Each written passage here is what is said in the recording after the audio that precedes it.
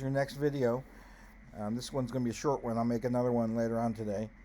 We're on chapter number 10, and don't forget, next Monday we have a test, and that'll be at 7 p.m. as usual. I'll get you your test review sheets, and the other thing I'm going to do is I'm going to send you the link for Zoom.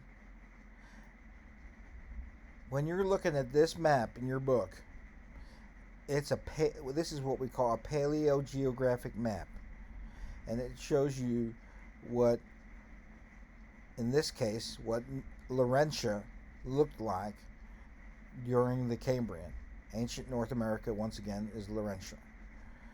And if you look at the map real careful, you can see Florida here, you can see Mexico, the Gulf of California, and the modern map in blue. But during the Cambrian period, which is the first period of the Paleozoic, this is what Laurentia looked like. And basically it consisted of one big sandy island. So most of the United States was underneath the Sauk Sea, with the Epeiric Sea, which covered up all these areas in blue. And you had 5 little rocky islands to the southwest of this sandy island. These 5 rocky islands are called the Transcontinental Arch. The Transcontinental Arch. And you can see that they go into the United States and Mexico. So for the Cambrian, this is what the paleogeography of Laurentia looked like. Don't forget the Transcontinental Arch. Those 5 islands were formed during the Cambrian, and then we had a big sandy island to the north. Let's move on to the next period of the Paleozoic, called the Ordovician.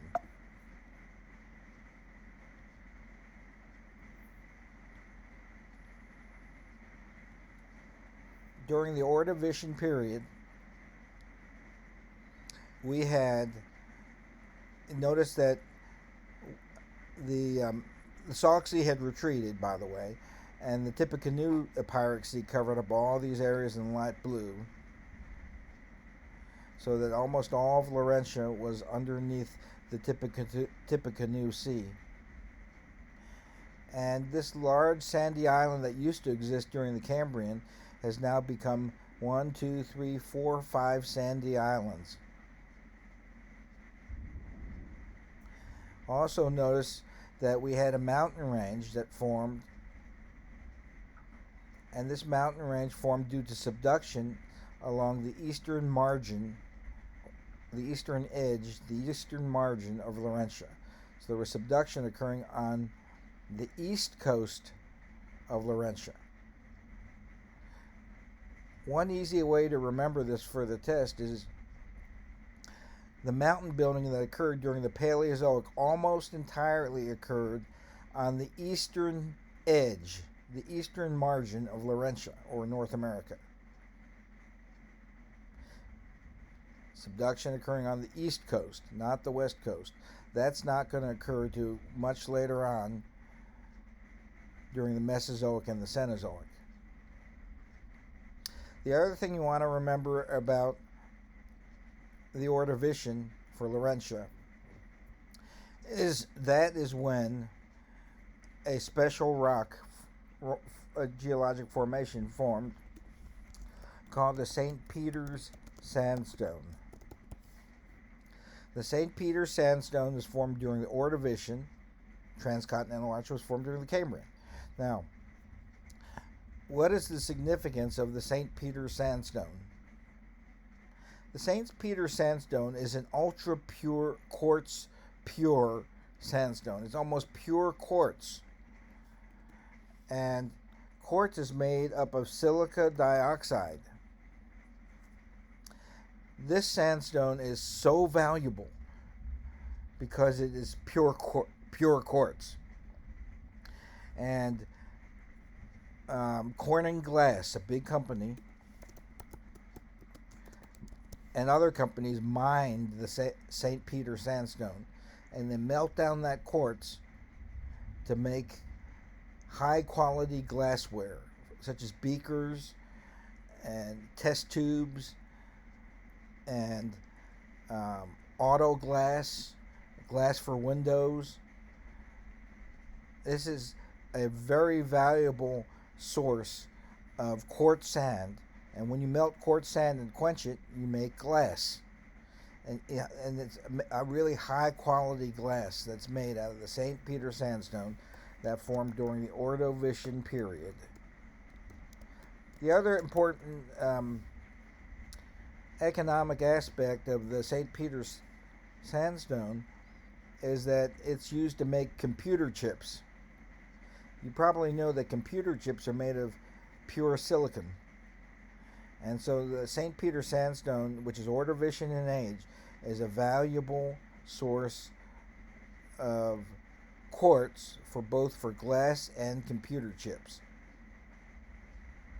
Once again, the Tippecanoe Sea covered up most of Laurentia with a shallow sea during the Ordovician. At the end of the Ordovician, the Tippecanoe Sea regressed, and then you formed an unconformity.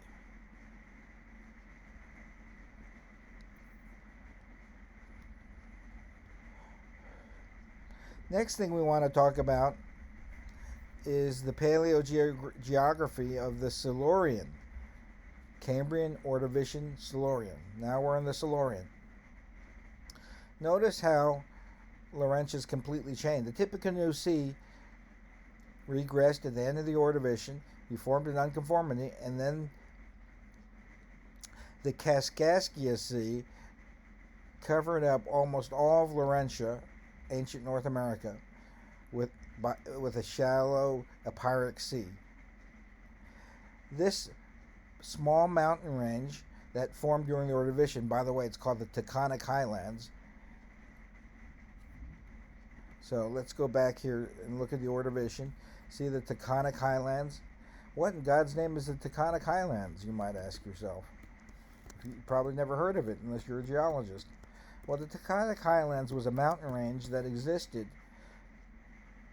before the Appalachians. How do we know if it was even there, since we can't see it anymore? Well, if you drill underneath the Appalachian Mountains, you can see the old Taconic Highlands, which formed during the Ordovician period from subduction along the eastern margin of Laurentia. Going back to the Silurian, notice that the Taconic Highlands have started to wear down, and the wearing down of the Taconic Highlands produces the sandy beach that you find to the west of the highlands.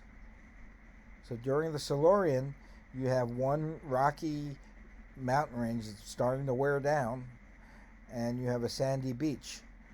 And all those sandy islands up here are now underneath the Kaskaskian Sea.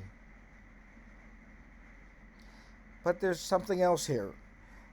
This thing here is Silurian in age, and it's called the Michigan Basin. The Michigan Basin is Silurian in age. It's formed during the Silurian period. St. Peter sandstone is formed during the Ordovician period. Transcontinental Arch is formed during the Cambrian period. What is the Michigan Basin? Well, take a look at these blue areas here. Those are reefs, reef deposits, such as you can see coral reefs today off of the Bahamas and Puerto Rico and the Florida Keys. These reef deposits are make up limestones. So you have these phylum Synidria corals, and notice that in the center of these reef deposits is this orange pattern with little crosses in it. Those are evaporite minerals.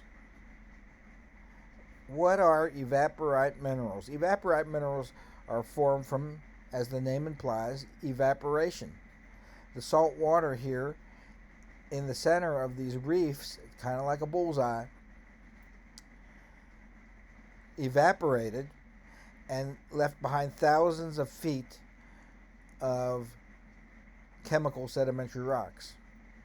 Chemical sedimentary rocks, you might recall, are formed from evaporation. And they contain valuable deposits of the following minerals: gypsum, halite, and barite. These are mined. Gypsum is mined to make drywall or wallboard. The Michigan Basin is also used to get halite. You might have put these on your eggs in the morning. It's salt. And it's also up north stored in large quantities to melt snow. Barite, B-A-R-I-T-E, is used as a fuel injector cleaner.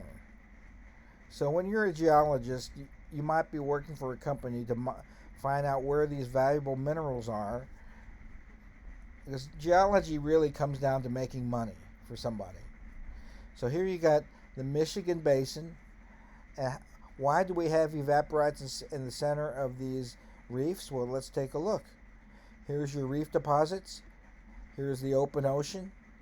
And behind the reefs, you've got a lagoon. And then here's the mainland. Try and picture that in your head. A lagoon, which is sheltered from the open sea by this reef. Here, right above the reef, the water might only be 5 or 10 or 15 feet deep. Then when sea level drops a little, this lagoon is no longer connected to the open ocean, and then the water can evaporate away, producing thousands of feet of these evaporite mineral deposits. Michigan Basin, don't forget, it's formed during the Silurian period. So here you can see some of the mineral deposits that can be mined for a profit. And this is what we call a drill core. We drill into the ground using diamond-studded bits. Let me show you what that looks like. And let me show you.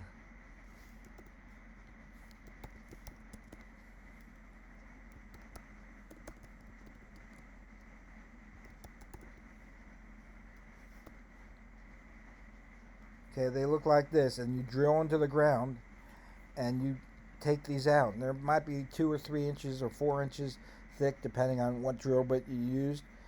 And then the geologists would lay these out in a big warehouse and examine them and see what minerals can be mined for a profit. Here's your gypsum, a vital component in wallboard.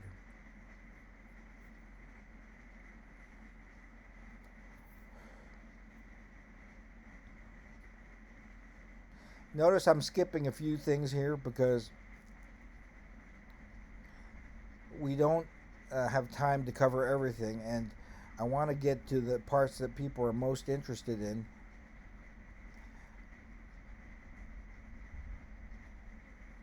So, what mineral resources can we mine from the early Paleozoic, the Cambrian, the Ordovician, and the Silurian period?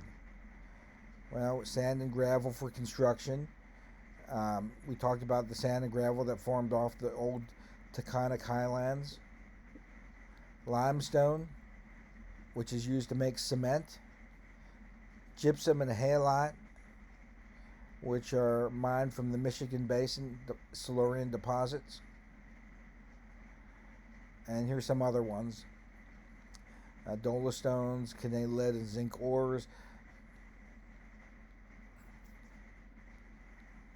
Another important thing to remember is that oil and gas are associated with reef deposits. What is oil and gas? Oil and gas are hydrocarbons. They're made from the remains of creatures that have died hundreds of millions of years ago. And all that's left of their bodies is liquid petroleum or natural gas. The oil and natural gas business is huge. And reef deposits like the ones associated with the Michigan Basin are very important for all of the big oil companies.